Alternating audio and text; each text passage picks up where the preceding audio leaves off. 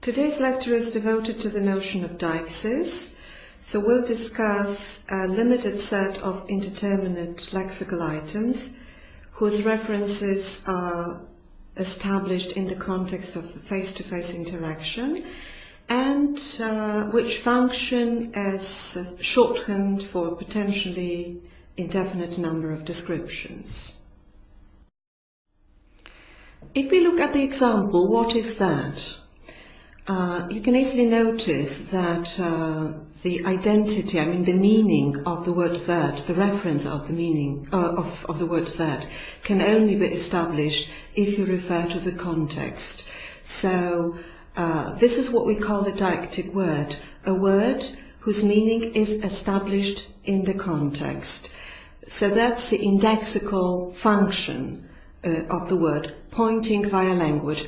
Actually, deictic is a word taken from Greek and it means pointing or picking out. So we simply indicate something in the immediate context by means of a particular word, but this word is in a way empty semantically.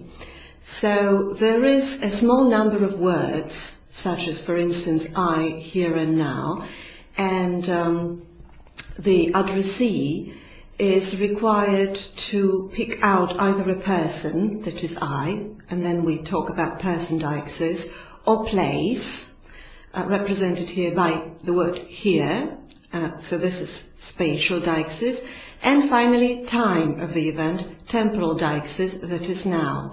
And the addressee simply establishes the meaning of these words as relevant in a particular context. If you consider the example, I'm here now, then you will notice that deixis is a form of referring tied to the speaker's context. So the speaker is in the center, and all indexicals are interpreted in reference to the deictic center. It doesn't always have to be the speaker, but in most cases it is. Now, the most basic distinction can be drawn between proximal terms, that is near to the speaker, and they are represented by such indexical expressions as this, here and now, and distal terms, so away from the speaker, that, there, and then. So you can see on the example of these that the distance in time or in space is somehow assessed from the position of the speaker. So the role of the context is essential in the process of determining the meaning of deictic expressions. Before we discuss examples illustrating the role of context, let's just go back to the three types of signs distinguished by Peirce. So symbols, icons, and indexes. Symbols, as you know, the relationship between the word and the object is purely arbitrary, conventional. So there is nothing in the word rose that somehow justifies its use to refer to the rose. In the case of icons, there is some kind of resemblance. So icons are intended to represent what they actually denote. So here you may have pictures, little pictures representing a particular object, as in the program of Windows on your personal computers. And finally, indexes. So indexes, or in other words, deictic expressions. So all indexes depend for their interpretation on the speaker and here are sharing the same context. Otherwise, the meaning cannot be determined.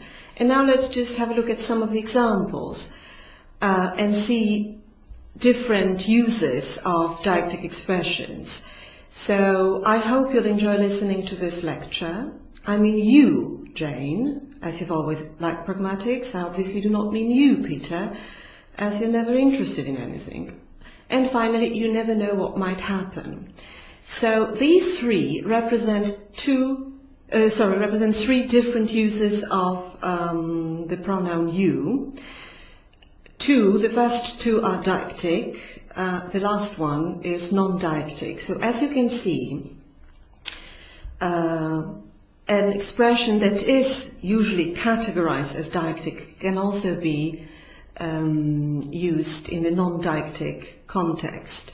Now let's just perhaps concentrate upon the first two. So this is the difference between gestural and symbolic use. So the first one is symbolic, the second one is gestural. Now it seems to me that gestural is obvious because the use of a particular deictic expression is accompanied usually by some eye contact or a gesture simply. So I mean you, Jane, and I do not mean you, Peter. So a very concrete person, very specific person is referred to. But if you're back to the first sentence, I hope you'll enjoy listening to this lecture. Obviously, I've got some idea who might be listening to this lecture and who might enjoy listening to this lecture, but nobody in particular is referred to. So that use of you is symbolic rather than gestural. Both, however, are deictic. But if you look at the third example, you never know what might happen. This is just a general statement, and the meaning of it is that the future is not for us to predict, that it is simply unpredictable. So it can be somehow paraphrased with the use of non-inflected verbs. And in that particular use, you never know what might happen, you never know, and the like, you is used non-deictically. Now, we should also distinguish between deictic and intrinsic use. So if you look at the two examples, how long ago did the last bus leave? And the last bus leaves at 11:30. These two illustrate the difference. So how long ago did the last bus leave? This is a deictic use, the last bus. So it is a pretty complex deictic expression.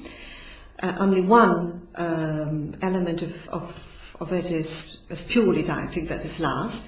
But here in this sentence, the whole phrase is used deictically because you have to refer to the context, to the exact time. Okay, and it may be a different time each time you ask this question. Whereas the last bus leaves at 11:30. Here it is non-deictic because it is the last bus according to the timetable. So it is the last in absolute terms, so to say, independent of the context. Now, in intercultural communication, you may frequently come across misunderstandings that result from a different use of what is traditionally considered to be deictic expression. So, for instance, such uses as "you don't want to go to London if you're tired of life," or "you're not supposed to say that because it's not very polite," should be treated as general statements, and nobody in particular is referred to, which means that in both sentences you is used non-deictically. But obviously this is not the convention in any language. I suppose that in Polish there are such structures as well, but there is a preference, I suppose, in Polish for non-inflected verbs or for the passive voice to express some general statements. So there might arise some misunderstandings, and the audience may simply interpret the use of the pronoun as referring to a specific person. So let us now discuss some further examples of the differences between various uses of certain expressions. So here it is this, now, and behind. All of them are theoretically deictic, and we'll just try to establish context, or to see in what context they are used gesturally, or they are used symbolically, or if it is possible to use them in the non-deictic context as well. So let's start from deictic gestural use. Now, which finger did he bite? This finger. Are you ready? Wait. Now. So now is used then deictically, and it's behind. We do not know behind what, so obviously it is used deictically. Now, non-gestural use. I bet you weren't expecting this. So here, this is pretty general. It may refer to the situation. It may refer to just one aspect of the situation. Obviously, it is clear in the context, but it is not something you point to. So it is deictic, but symbolic. Now, I know more about life now than I did before. So again, now refers to a span of time. It's not just the current moment of speaking. And finally, it's behind the tree. So we do not know where behind the tree actually is, because a tree does not have its behind. It can be any side of the tree. So it is used symbolically in a way. And then non-deictic use. And the strange guy walks in and vomits. So here, this is used emphatically rather than deictically. Now, that was not very nice to say. So, again, now loses its function of the deictic expression in that sentence. And finally, it's behind the bookcase. So it is relatively easy to establish where a typical bookcase has its behind, so that's not a deictic expression. In the next example, which actually involves the word example, the last example, we'll try to discuss the difference between the deictic use and the intrinsic use. So the phrase, the last example, if you come across it in an article or in a chapter of your book, may refer to the most recent example discussed, in which case it is deictic, but it may also refer to the upcoming final example in the chapter, in which case it is intrinsic. And finally, I would like to discuss an ambiguous headline: New York murder, local men arrested. What is ambiguous here is the interpretation of the word local.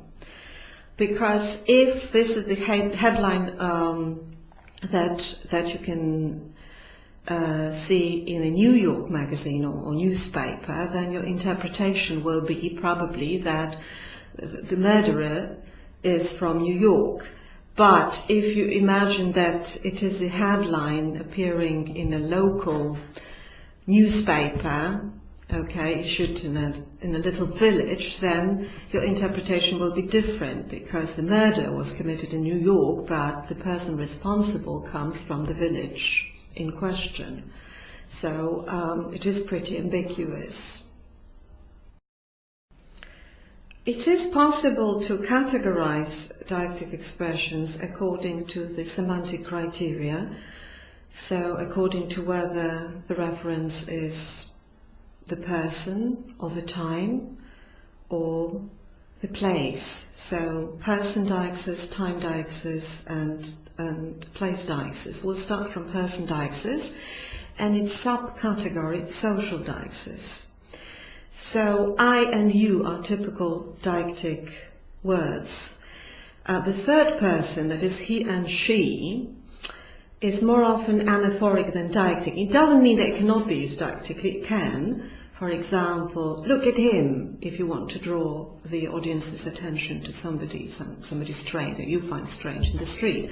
But in most cases it is anaphoric, which means that there is an antecedent in the previous utterance. So John Brown came to the room, he was angry. So he refers to John Brown. So John Brown is the antecedent. So this is what we call the anaphoric reference. But still, we may say that person deixis operates on a three-part division. So I, the speaker, you, the addressee, and she, the others, or he. These deictic categories may be elaborated with markers of relative social status, that is, honorifics. So you simply want to signal distance to your addressee, okay? And there are certain markers of that. So in Polish, in German, in French, they are very common, not so much in English, because in English we just use you, both for formal and informal situations. But if you look at this French sentence, s'il te plaît and s'il vous plaît, or tu es le professeur, vous êtes le professeur, the propositional meaning, the content is exactly the same. So they do not differ. I mean, the first two, I mean, s'il te plaît and s'il vous plaît, they do not differ in terms of the propositional meaning. The only difference is the implication of relative distance between the interlocutors in the second one. And the same holds good for the next pair of sentences, tu es le professeur and vous êtes le professeur. Again, in terms of the propositional meaning, they are just the same, but they differ in terms of the distance that they imply. So the second one is more formal and it implies the distance between the interlocutors, which means that generally speaking, utterances may have indexical properties in that they invoke a shared understanding of the speaker-addressee relationship. So, in other words, these honorifics reflect aspects of language structure that encode the social identities of participants or the social relationship between them.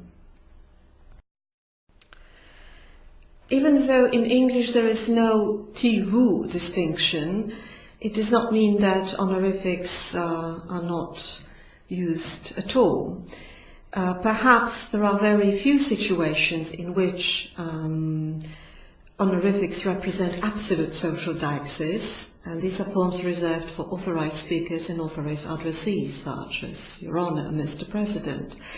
But still, if you define honorifics as an open-ended set, not necessarily in terms of address, you can easily notice that you change the way you express yourself depending on whether you address someone superior in rank or someone older than you or someone younger or a female superior or male inferior. So you take into account various social factors, and it means that perhaps we can phrase our request in a slightly different way. Instead of saying do this, you may phrase it, shall we do this, or could we do this? So these are just my suggestions, okay?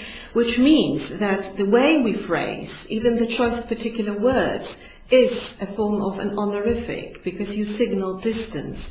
If you change your register, if you become more formal, you suggest distance. If you become less formal, you suggest closeness.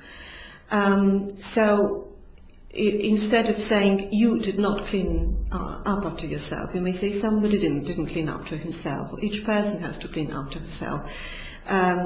Or for some humorous purposes, you may say something like, would His Highness like some coffee? So you increase the distance. So as you can see, in a way, you may negotiate the social distance within certain limits, of course, between yourself and your interlocutor. Another instance of such negotiations of the distance is represented by inclusive versus exclusive we. This is frequently used in Polish, so you can probably remember a teacher saying napiszemy sprawdzian, though obviously the teacher himself or herself is not included in the activity, otworzymy książki, or then what are we supposed to do, but it doesn't necessarily mean that the speaker is also included in the activity, that this is perhaps a mild request. So as you can see, the inclusive versus exclusive we is also a form of negotiating the distance. Now, finally, I would like you to have a look at the last sentence, which was written by Salman Rushdie after fatwa was pronounced upon him. It was pronounced upon him following the publication of the Satanic Verses, and he tried somehow to react to it and write something perhaps apologetic. And now we should now perhaps consider the sentence and decide how he used the pronoun we, whether his intention was to use it inclusively or exclusively, or even non-didactically. And then you may see the difference in the interpretation. Obviously we do not know what his intention was, but now you can see that the interpretation of the pronoun, either as inclusive or exclusive, somehow changes the interpretation of the whole sentence. So living as we do in a world of so many faiths, this experience has served to remind us that we must be conscious of the sensibilities of others. So now, we, does it mean just us here, representatives of the Western civilization? If so, then the sentence sounds very apologetic. But if it refers to us all, I mean to Western civilization as well as to the Islamic culture, then we becomes a bit more accusatory. So if, on the other hand, it is used non-didactically, it is just a general statement, then perhaps it is halfway between an apology and an accusation. Here, as you can see, there are examples representing place deixis. Some, probably not all, here, there, left, right, up, down, above, below, in front, behind, and some verbs such as come and go, bring and take. So come to me, go, or come to, let's just take a different example. So come to the kitchen means that I'm in the kitchen, but go to the kitchen means that I'm not in the kitchen. I mean, the speaker is not in the kitchen. And the same is true about bring and take. So bring it to the kitchen means that I'm in the kitchen as a speaker, and take it to the kitchen means that I'm not in the kitchen. So in that sense they are didactic. But mind you that location from the speaker's perspective can be fixed mentally as well as physically. So if I say come to the kitchen, this is a physical perspective, but speakers temporarily away from their home location will continue to use here to mean physically distant home location. This is just a normative location. So I'll come later. So I'm not at home at the moment, but I'll come later. So speakers may project themselves into other locations prior to their actually being there. This is what we call didactic projection. Didactic projection may have more dramatic forms, so to say. So below you can find some examples. So the first one is I'm not here now, which is a typical answer recorded on the answering machine. So I cannot answer the phone, so I'm not here now. But this is an example of didactic projection. Or I was looking at this little puppy in a cage with such a sad look on its face. It was like, oh, I'm so unhappy here. Will you set me free? So the speaker is projecting herself into the situation of the puppy. So it is not only the physical distance, physical location, but also the psychological distance that you may want to shorten. And if you want to shorten it, you project yourself to the place. So let's just discuss a couple of examples. So I'm going to London and I'm coming to London. So I'm going to London as a tourist. This is not where I live. I'm coming to London is either that this is where I live, or I'm coming to you to London, so I'm projecting to your place. and in that context it's preferable. I'm going to John's party, I'm coming to John's party. So I'm going to John's party is just pure information about my plans. I'm coming to John's party, for instance, if someone is impatient oh, are you coming? No, I'm coming to John's party. Or if John is a close neighbour of mine, so then I may use it as well. Then to the left of Mark, on the left of Mark, on Mark's left. So if you can imagine that we're looking at the photograph of Mark and there are two ladies beside him, and then the question is where Sue is. So if the answer is to the left of Mark, it is deictic because it is probably from the speaker's perspective, which means that it is the person who is on Mark's right, in fact, on the photograph. Now, on the left of Mark, native speakers claim, can be both. That is, can be deictic and non-deictic, but it's actually difficult to establish. So it may be on the left of Mark from the speaker's perspective, which will be Mark's right, or on the left of Mark from Mark's perspective, which will be Mark's left. And finally, on Mark's left, which is non-deictic, because we can see Mark on the photograph, and we can decide where Mark's left is. So that's non-deictic. Now, in the next example, you can notice that a deictic expression may, in fact, be used anaphorically at the same time. So it is deictic and anaphoric simultaneously, so to say.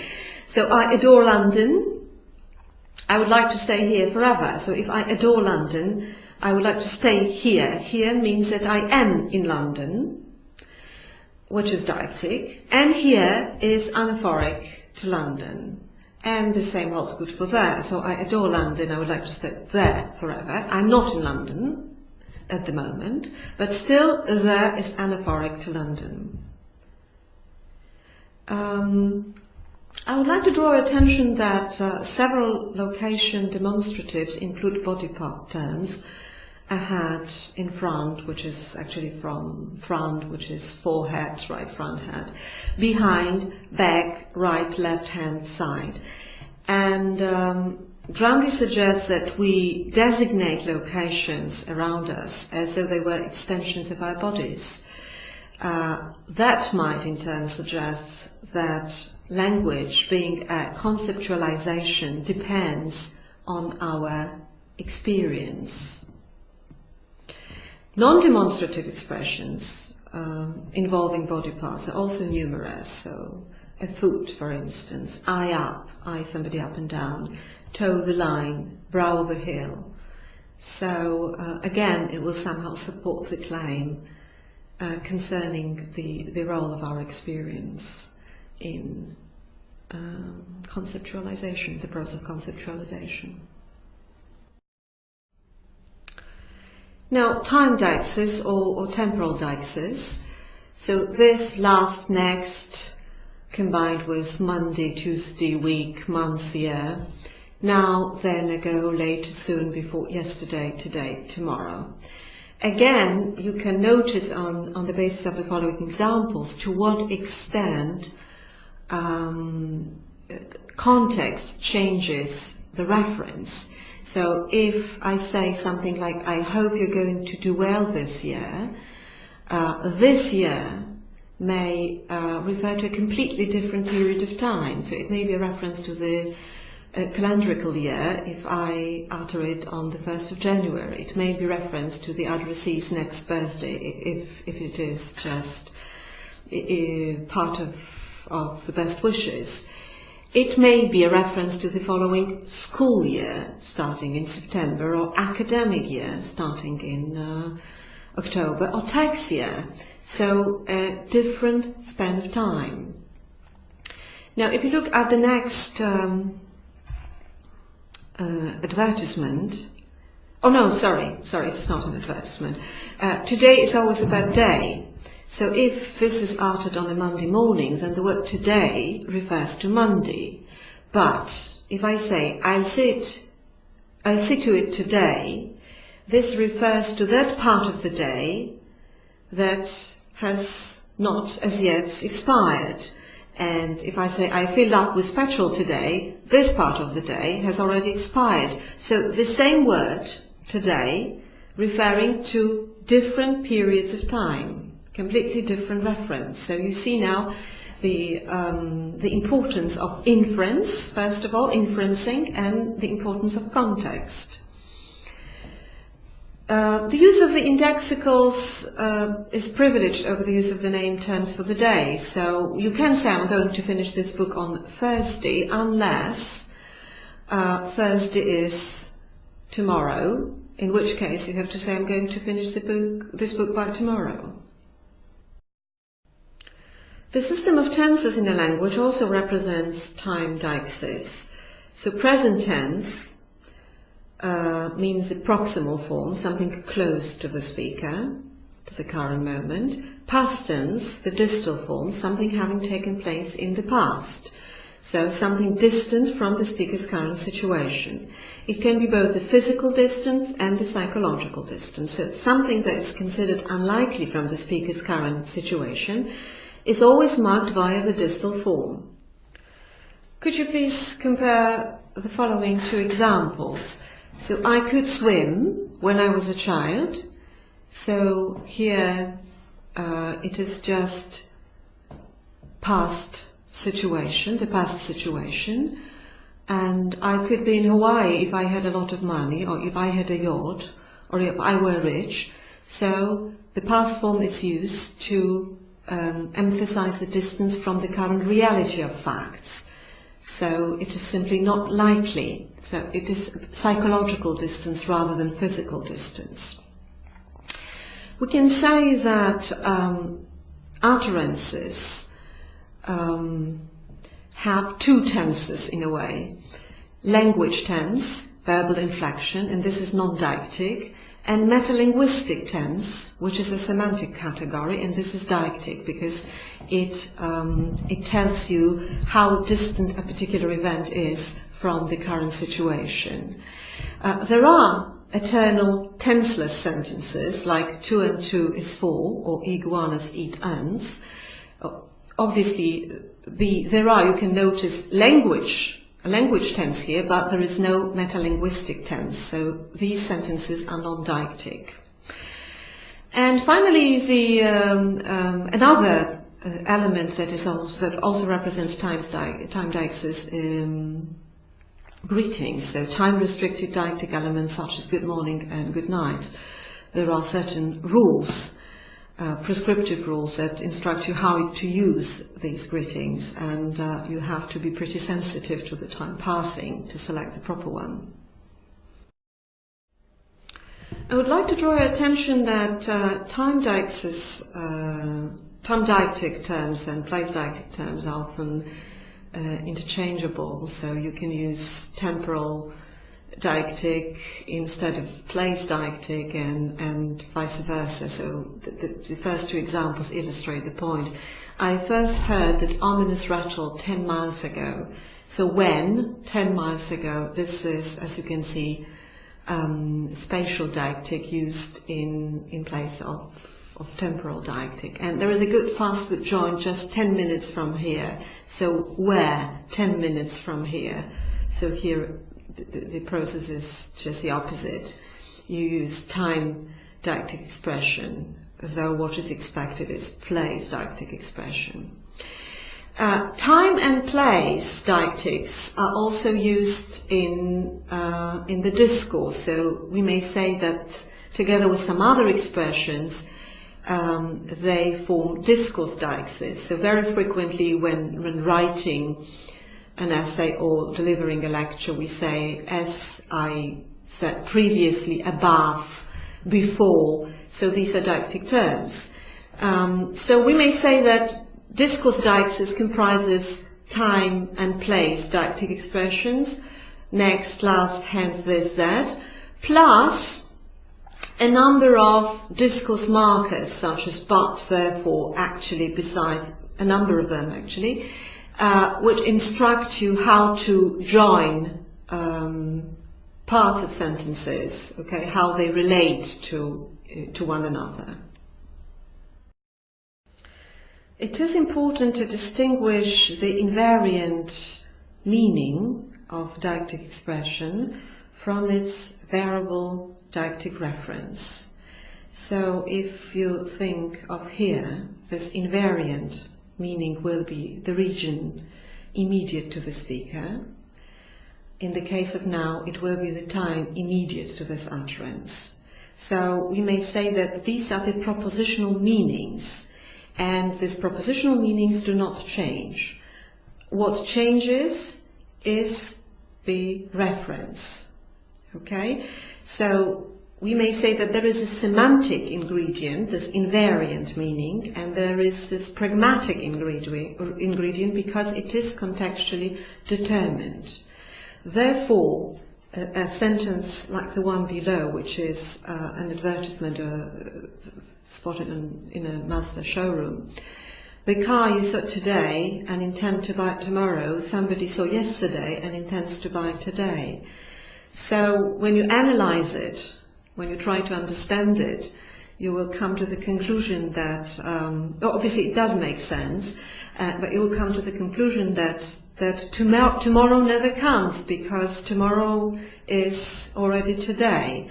So this also somehow should convince you to what extent deictic reference is changeable and to what extent it is context dependent.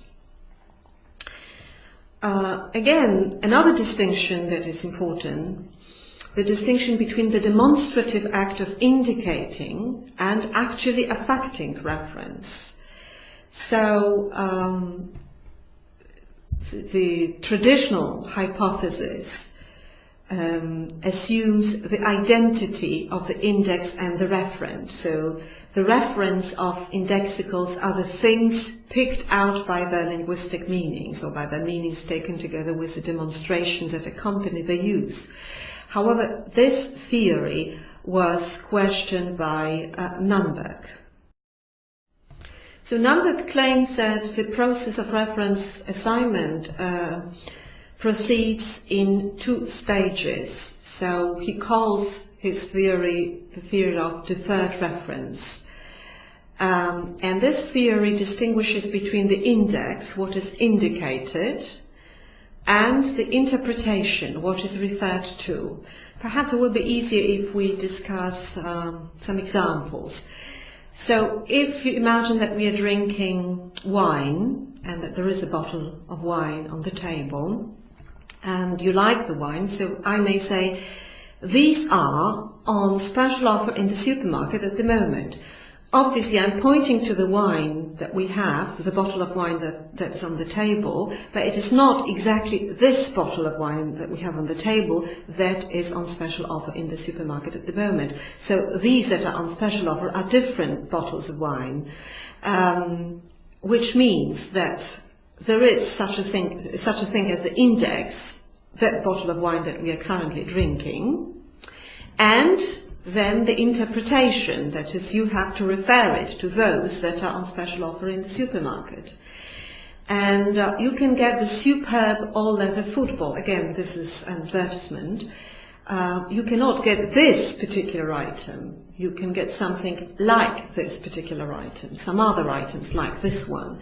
So again, you can see that the index and the interpretation are not identical here, the index and the referent. So the deictic index must first be indicated and then instantiated into an interpretation. We've already said that deixis is tied to the speaker's context, which means that the speaker is the deictic center.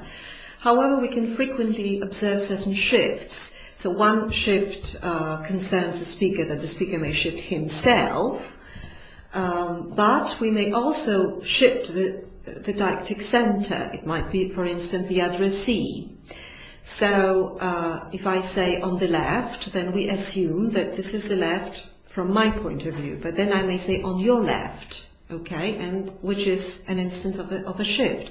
So the deictic center has shifted from the location of the speaker, which is an unmarked norm, to the location of the addressee, which is a marked alternative. And the same with I'm coming to you. Okay, so I'm projecting myself to your place, or you are now in the didactic center.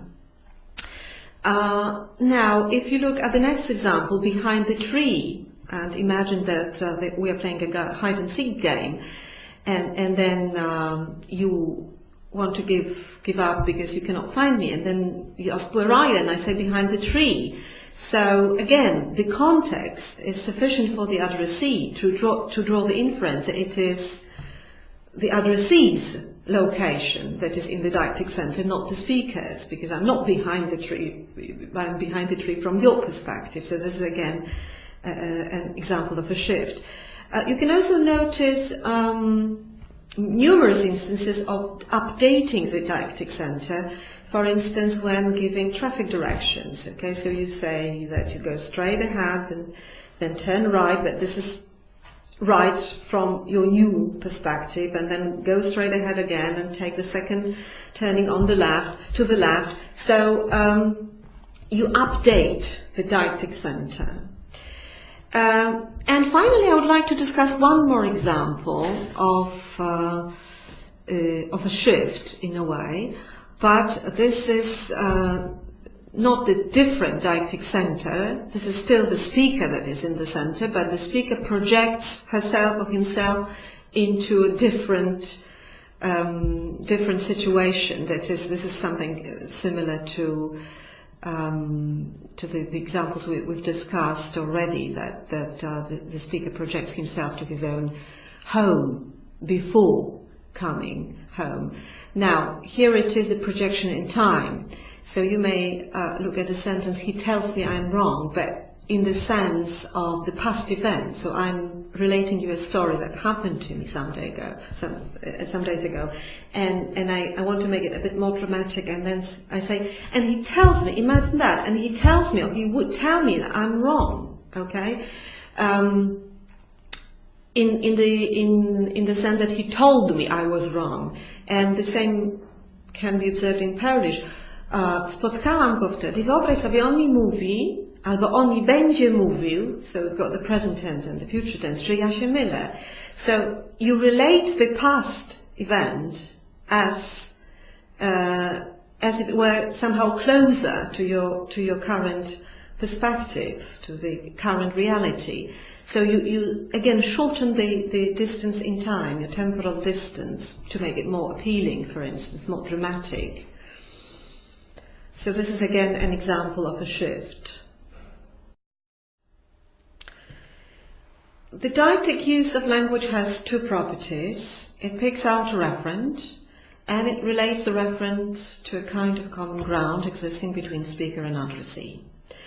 This property of linking what is referred to a context makes indexicality wholly pragmatic, which means that language is not an autonomous self-contained phenomenon, because there are aspects of context that are organized as grammatical systems. Aspects of context, I would like to stress that.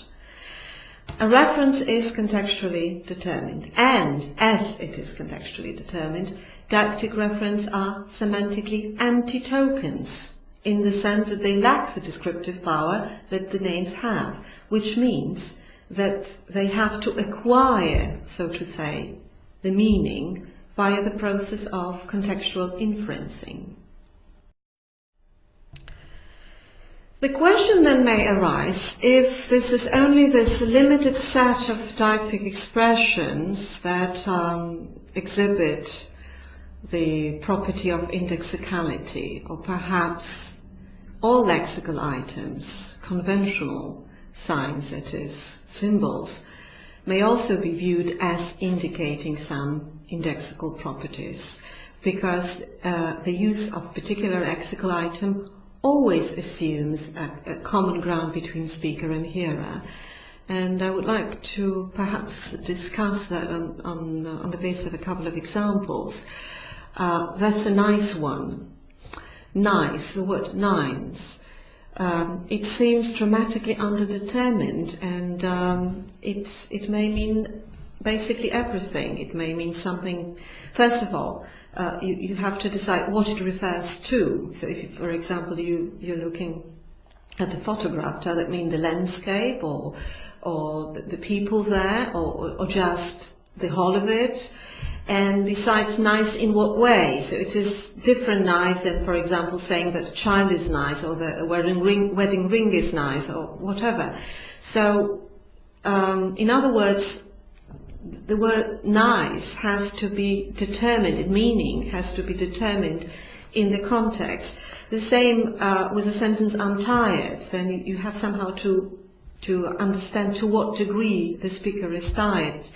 Is the speaker exhausted, or is the speaker simply reluctant to go out?